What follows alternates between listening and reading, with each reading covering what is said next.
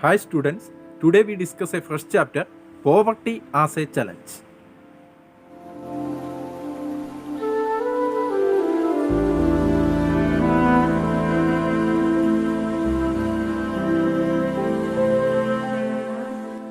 This chapter deals with one of the most difficult challenges faced by independent India, poverty.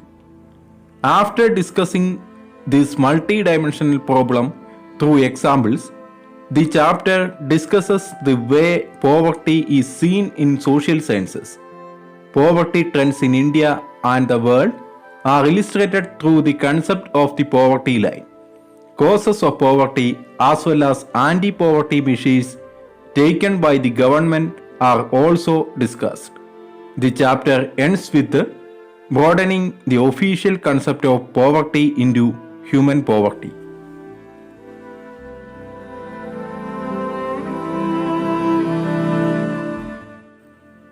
In our daily life, we come across many people who we think are poor. They could be landless laborers in villages or people living in overcrowded juggies in cities. They could be daily wage workers at construction sites or child workers in dabas. They could also be beggars with children in tatters. We see poverty all around us. In fact, every fourth person in India is poor. This means roughly 270 million or 27 crore people in India live in poverty 2011-12. This also means that India has the largest single concentration of the poor in the world. This illustrates the seriousness of the challenge.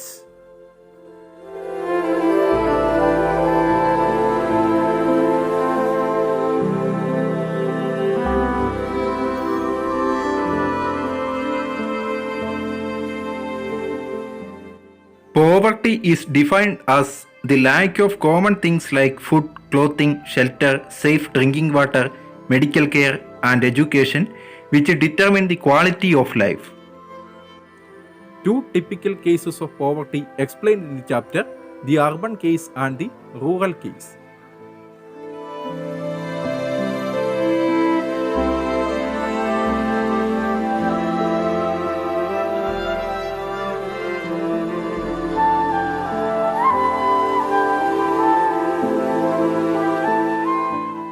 There are two typical cases of poverty explained in our textbook.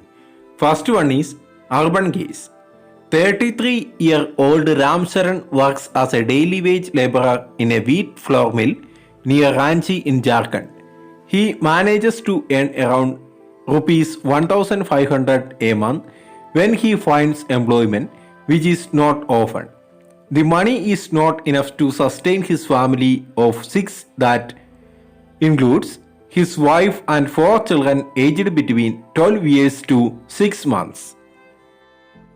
He has to send money home to his old parents who live in a village near Ramgarh.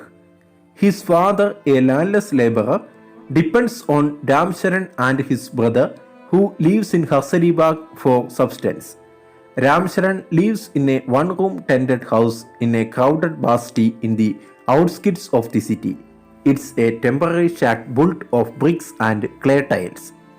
His wife Shanta Devi works as a part-time maid in a few houses and manages to earn another rupees 800. They manage a meager meal of dal and rice twice a day, but there's never enough for all of them.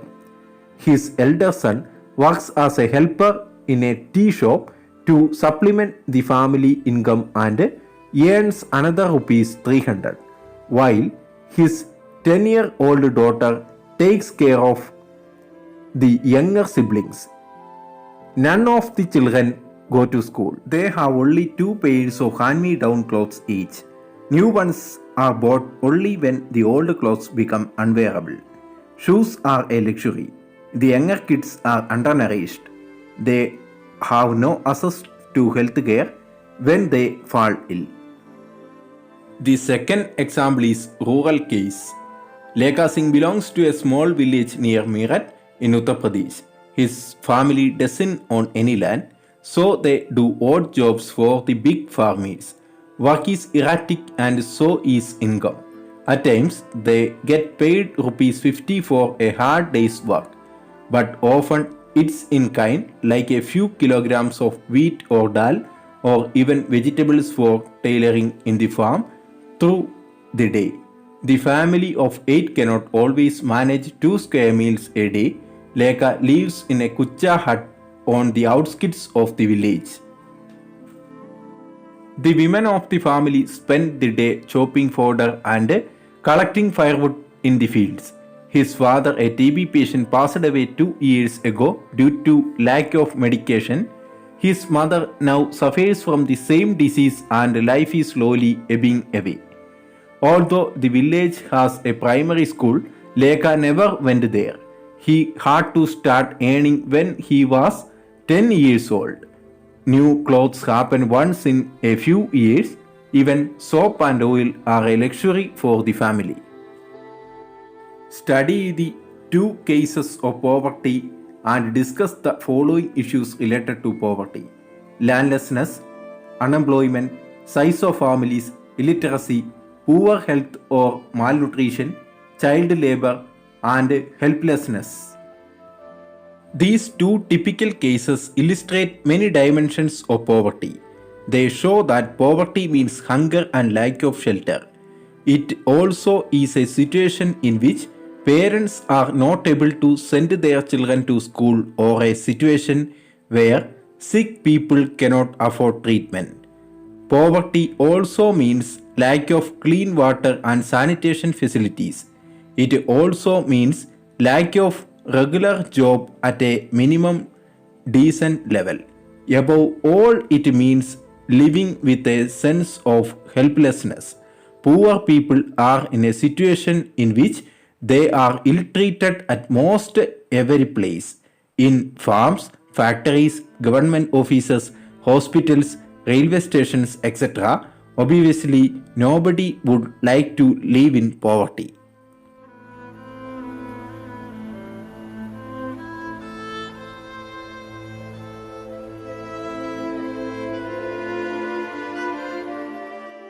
One of the biggest challenges of independent India has been to bring millions of its people out of abject poverty. Mahatma Gandhi always insisted that India would be truly independent only when the poorest of its people become free of human suffering. How poverty is seen by social scientists? Poverty as seen by social scientists. Since poverty has many facts, social scientists look at it through a variety of indicators. Usually, the indicators used relate to the levels of income and consumption. But now, poverty is looked through other social indicators like illiteracy level, lack of general resistance due to malnutrition, lack of access to healthcare, lack of job opportunities, lack of access to safe drinking water, sanitation, etc. Analysis of poverty based on social exclusion and vulnerability is now becoming very common. What do you mean by social exclusion?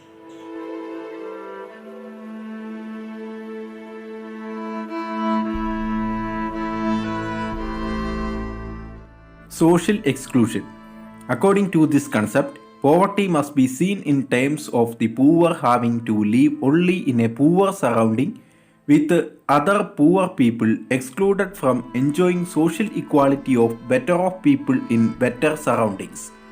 Social exclusion can be both a cause as well as a consequence of poverty in the usual sense. Broadly, it is a process through which individuals or groups are excluded from facilities, benefits, and opportunities that others or betters enjoy. A typical example is the working of the caste system in India, in which people belonging to certain castes are excluded from equal opportunities. Social exclusion thus may lead to but can cause more damage than having a very low income. What is vulnerability?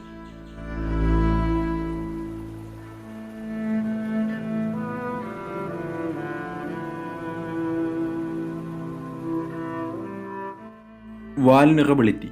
Vulnerability to poverty is a measure which describes the greater probability of certain communities, say members of a backward caste or individuals, such as a widow or a physically handicapped person, of becoming or remaining poor in the coming years. Vulnerability is determined by the options available to different communities for finding an alternative living in terms of assets, education, health, and job opportunities. Further, it is analyzed on the basis of the greater risk these groups face at the time of natural disasters like earthquakes, tsunami, terrorism, etc. Additional analysis is made of their social and economic availability to handle these risks.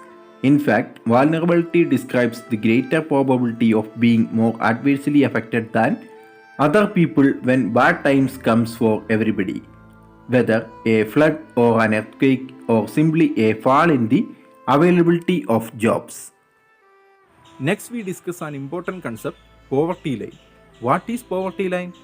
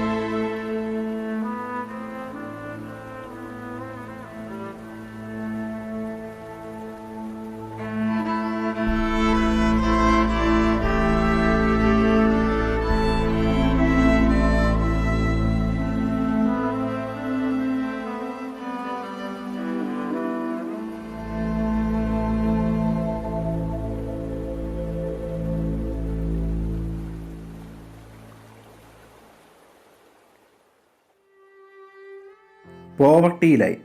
At the center of the discussion on poverty is usually the concept of the poverty line. A common method used to measure poverty is based on the income or consumption levels. A person is considered poor if his or her income or consumption level falls below a given minimum level necessary to fulfill the basic needs. What is necessary to satisfy the basic needs is different at different times and in different countries. Therefore, poverty line may vary with time and place. Each country uses an imaginary line that is considered appropriate for its existing level of development and its accepted minimum social norms. For example, a person not having a car in the United States may be considered poor. In India, owning of a car is still considered a luxury. While determining the poverty line in India, a minimum level of food requirement, clothing, footwear, fuel and light, educational and medical requirement, etc. are determined for substance. These physical quantities are multiplied by their prices in rupees. The present formula for food requirement while estimating the poverty line is based on the desired calorie requirement. Food items such as cereals, pulses, vegetables, milk, oil, sugar, etc. together provide these needed calories. The calorie needs vary depending on age, sex, and the type of work that a person does. The accepted average calorie requirement in India is 2400 calories per person per day in rural areas and 2100 calories per person per day in urban areas. Since people living in rural areas engage themselves in more physical work, calorie requirements in rural areas are considered to be higher than the urban areas. The monetary expenditure per capita needed for buying these calorie requirements in terms of food, grains, etc. is revised periodically taking into consideration the rise in prices.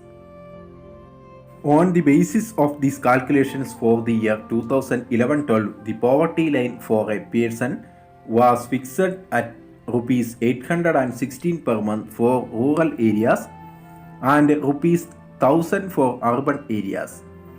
Despite less calorie requirement, the higher amount for urban areas has been fixed because of high prices of many essential products in urban centers. In this way, in the year 2011-12, a family of 5 members living in rural areas and earning less than about rupees 4080 per month will be below the poverty line. A similar family in the urban areas would need a minimum of rupees 5000 per month to meet their basic requirements. The poverty line is estimated periodically by conducting sample surveys. These surveys are carried out by the National Sample Survey Organization or NSSO. However, for making comparisons between developing countries, many international organizations like the World Bank use a uniform standard for the poverty line, minimum availability of the equivalent of $1.90 per person per day. Poverty estimates.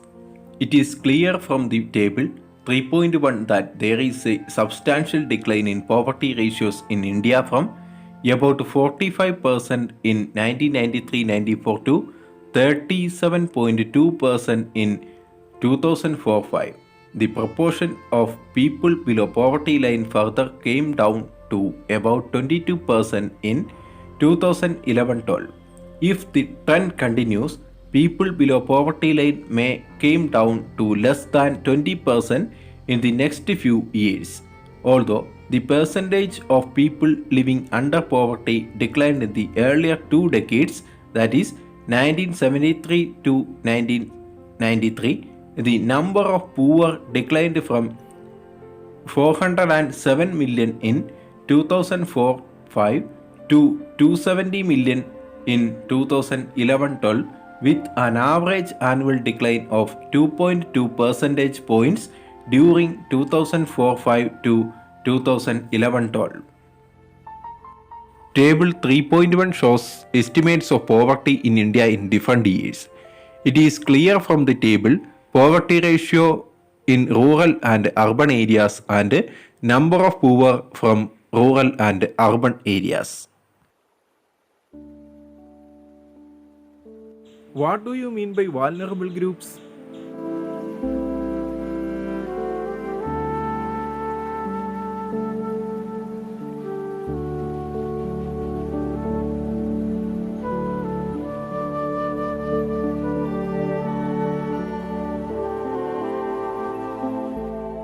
Vulnerable groups. The proportion of people below poverty line is also not same for all social groups and economic categories in India. Social groups which are most vulnerable to poverty are scheduled caste, scheduled tribe households. Similarly, among the economic groups, the most vulnerable groups are the rural agricultural labor households and the urban casual labor households. Graph 3.1 shows the percentage of poor people in all these groups. Although the average for people below poverty line for all groups in India is 22.43 out of 100 people belong to scheduled tribes are not able to meet their basic needs. Similarly, 34% of casual workers in urban areas are below poverty line. About 34% of casual labor farm in rural areas and 29% of scheduled castes are also poor, with a double disadvantage of being landless casual wage labor household in the socially disadvantaged social groups of the scheduled caste or the scheduled tribe population highlights the seriousness of the problem. Some recent studies have shown that except for the scheduled tribe households, all the other three groups, that is, scheduled castes, rural agricultural laborers, and the urban casual labor households, have seen a decline in poverty in the 1990s. Apart from these social groups, There is also inequality of incomes within a family. In poor families, all suffer, but some suffer more than others. In some cases, women, elderly people, and female infants are denied equal access to resources available to the family. Graph 3.1 shows Poverty in India 2000 Most Vulnerable Groups.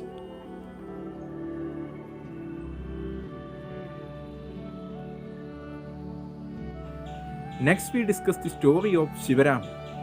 Story of Shivaraman. Shivaraman lives in a small village near Karur town in Tamil Nadu.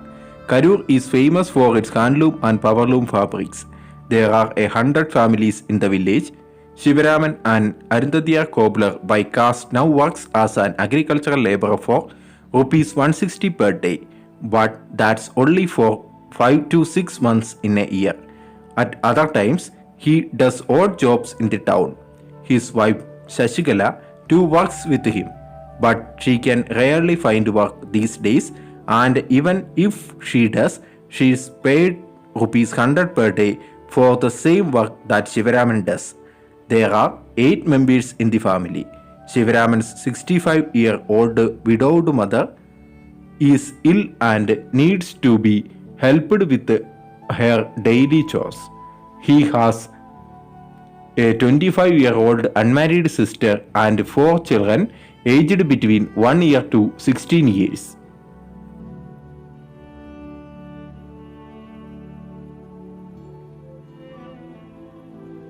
Three of them are girls. The youngest is a son. None of the girls go to school. Buying books and other things for school-going girls is a luxury he cannot afford. Also, he has to get them married at some point of time, so he doesn't want to spend in their education now. His mother has lost interest in life and is just waiting to die someday. His sister and elder daughter take care of the household. Shivaraman plans to send his son to school when he comes of age. His unmarried sister does not get along with his wife. Shashikala finds her a burden, but Shivaraman can't find a suitable groom due to lack of money. Although the family has difficulty in arranging 2 meals a day, Shivaraman manages to buy milk once in a while, but only for his son. What do you mean by interstate disparities?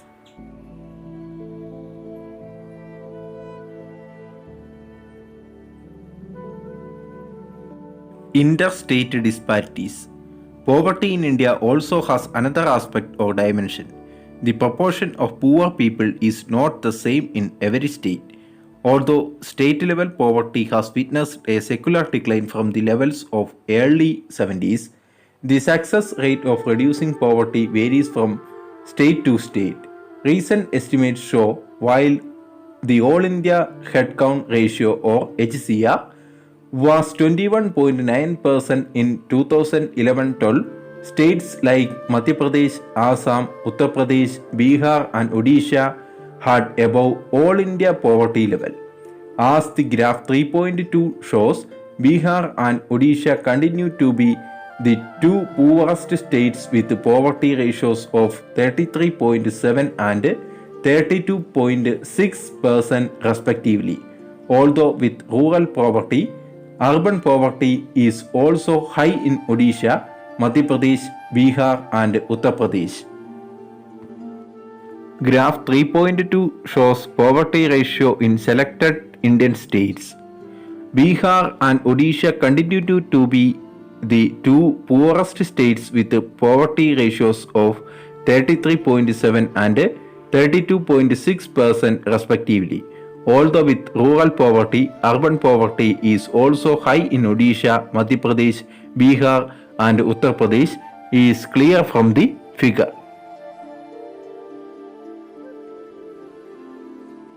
In comparison, there has been a significant decline in poverty in Kerala, Maharashtra, Andhra Pradesh, Tamil Nadu, Gujarat and West Bengal.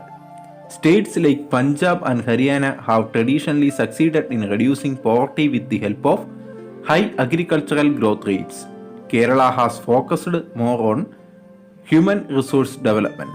In West Bengal, land reform measures have helped in reducing poverty. In Andhra Pradesh and Tamil Nadu, public distribution of food grains could have been responsible for the improvement. The global poverty scenario is also explained in the chapter.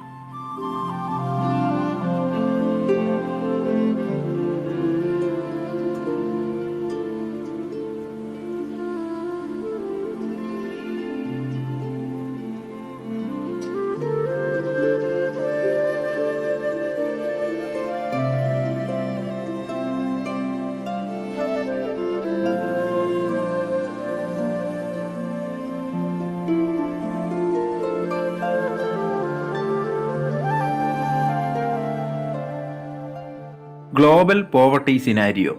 The proportion of people in different countries living in extreme economic poverty, defined by the World Bank as living on less than $1.9 per day, has fallen from 36% in 1990 to 10% in 2015.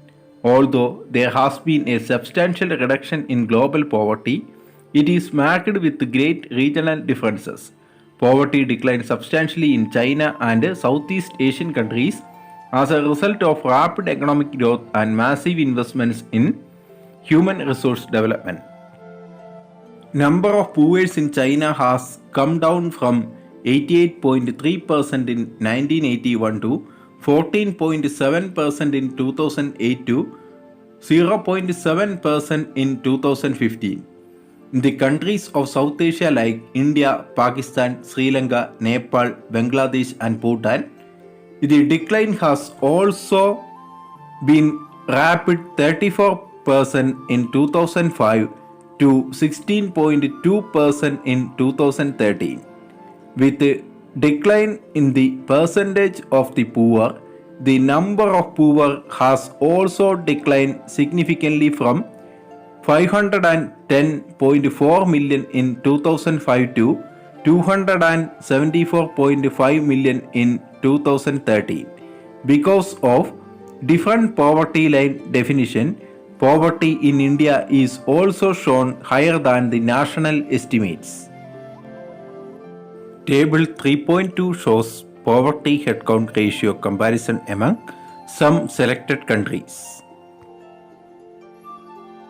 In sub-Saharan Africa, poverty in fact declined from 51% in 2005 to 41% in 2015. In Latin America, the ratio of poverty has also declined from 10% in 2005 to 4% in 2015. Poverty has also resurfaced in some of the former socialist countries like Russia, where officially it was non-existent earlier. Table 3.2 shows the proportion of people living under poverty in different countries as defined by the International Poverty Line. The new Sustainable Development Goals of the United Nations or UN proposes ending poverty of all types by 2030. Graph 3.3 shows the share of people living in poverty in different countries in the year between 2005 and 2015. Graph 3.4 shows the number of poor by region in millions. What are the causes of poverty?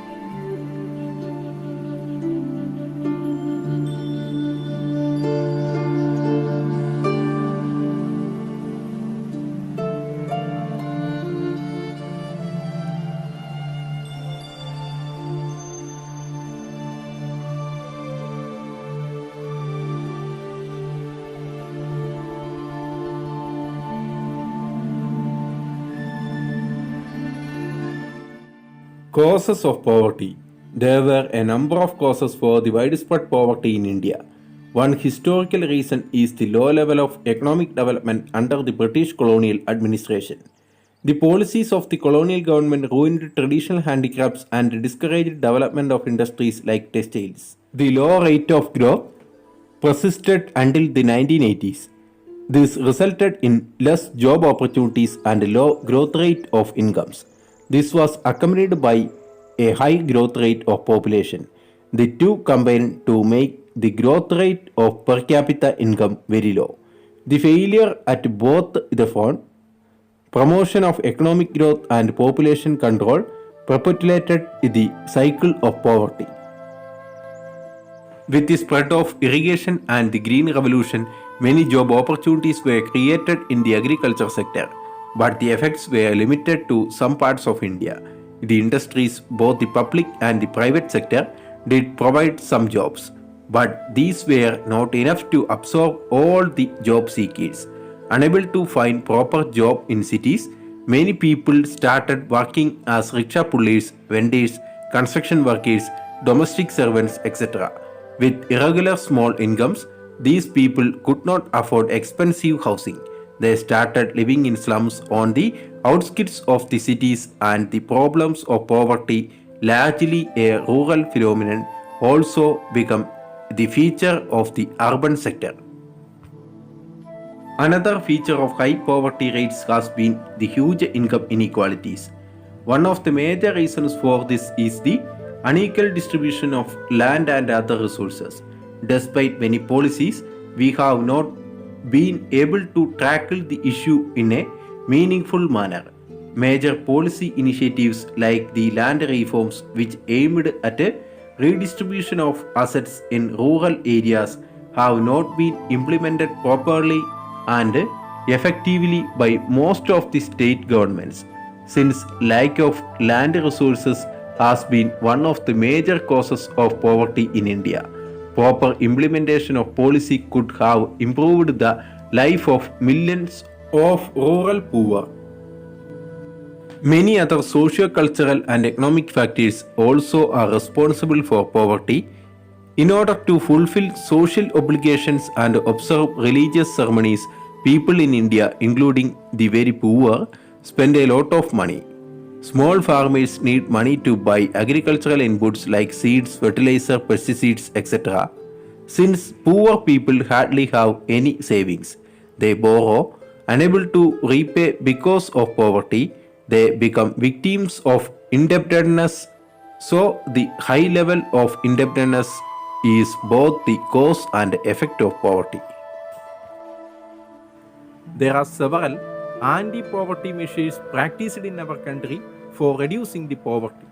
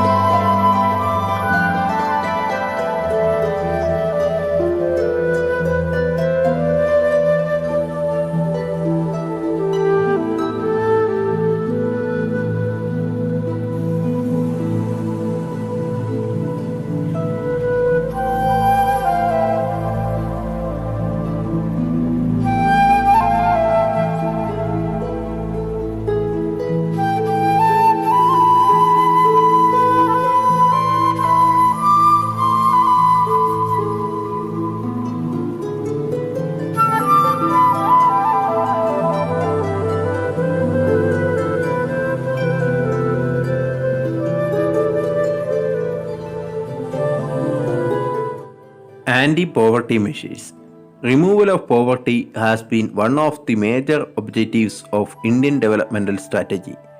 The current anti-poverty strategy of the government is based broadly on two planks. First one is the promotion of economic growth. Second one is targeted anti-poverty programs. Over a period of 30 years lasting up to the early 80s, there were little per capita income growth and not much reduction in poverty. Official poverty estimates, which were about 45% in the early 1950s, remained the same even in the early 80s. Since the 80s, India's economic growth has been one of the fastest in the world. The growth rate jumped from the average of about 3.5% a year in the 1970s to about 6% during the 1980s and 1990s. The higher growth rates have helped significantly the reduction of poverty. Therefore, it is becoming clear that there is a strong link between economic growth and poverty reduction. Economic growth widens opportunities and provides the resources needed to invest in human development. This also encourages people to send their children, including the girl child, to schools in the hope of getting better economic returns from investing in education. However, the poor may not be able to take direct advantage from the opportunities created by economic growth. Moreover, growth in the agriculture sector is much below expectations. This has a direct bearing on poverty as a large number of poor people live in villages and are dependent on agriculture. In these circumstances, there is a clear need for targeted anti-poverty programs, although there are so many schemes which are formulated to affect poverty directly or indirectly. Some of them are worth mentioning. Mahatma Gandhi National Rural Employment Guarantee Act 2005 aims to provide 100 days of wage employment to every household to ensure livelihood security in rural areas. It also aimed at sustainable development to address the cause of drought, deforestation, and soil erosion. One third of the proposed jobs have been reserved for women. The scheme provided employment to 220 crores person days of employment to 4.78 crores households. The share of SC/ST women person days in the scheme are 23%, 17% and 53% respectively. The average wage has increased from 65 in 2006-7 to 132 in 2013-14. Recently, in March 2018, the wage rate for unskilled manual workers has been revised. State-wise, the range of wage rate for different states and union territories lies in between rupees 281 per day for the workers in Haryana to rupees 168 per day for the workers of Bihar and Jharkhand. Prime Minister Roshgar Yojana or PMRY is another scheme which was started in 1993. The aim of the program is to create self-employment opportunities for educated unemployed youth in rural areas and small towns. They are helped in setting up small businesses and industries. Rural Employment Generation Program or REGP was launched in 1995. The aim of the program is to create self-employment opportunities in rural areas and small towns. A target for creating 25 lakh new jobs has been set for the program under the 10th 5-year plan. Swarna Jayanti Gram Roshgar Yojana or SGSY was launched in 1999. The program aims at bringing the assisted poor families above the poverty line by organizing them into self-help groups through a mix of bank credit and government subsidy. Under the Pradhan Mantri Gramodaya Yojana or PMGY launched in 2000, additional central assistance is given to states for basic services such as primary health, primary education, rural shelter, rural drinking water and rural electrification. Another important scheme is Antyodaya Anna Yojana or AAY. The results of these programs have been mixed. One of the major reasons for less effectiveness is the lack of proper implementation and right targeting. Moreover, there has been a lot of overlapping of schemes. Despite good intentions, the benefits of these schemes are not fully reached to the deserving poor. Therefore, the major emphasis in recent years is on proper monitoring of all the poverty alleviation programs.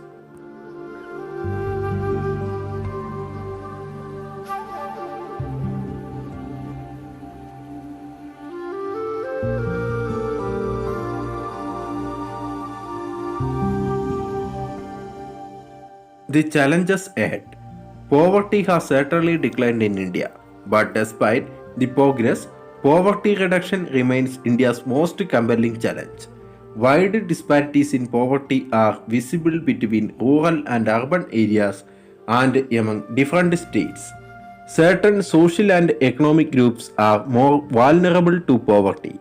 Poverty reduction is expected to make better progress in the next 10 to 15 years.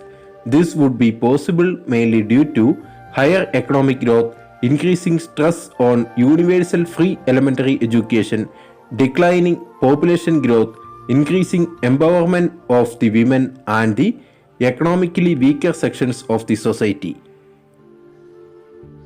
The official definition of poverty, however, captures only a limited part of what poverty really means to people. It is about a minimum subsistence level of living rather than a responsible level of living. Many scholars advocate that we must broaden the concept into human poverty. A large number of people may have been able to feed themselves, but do they have education, or shelter, or healthcare, or job security, or self confidence? Are they free from caste and gender discrimination? Is the practice of child labor still common? Worldwide experience shows that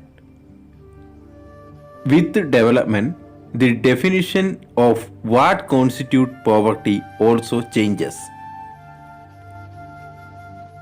Eradication of poverty is always a moving target.